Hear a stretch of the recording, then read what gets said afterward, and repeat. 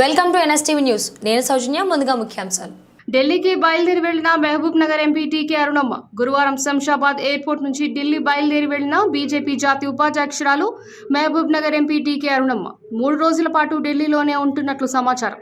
రేపు ఢిల్లీలోని ప్రధాన నివాసంలో ఎన్డీఏ ఎంపీల సమావేశంలో పాల్గొనున్న మహబూబ్ నగర్ ఎంపీ టీకే అరుణమ్మ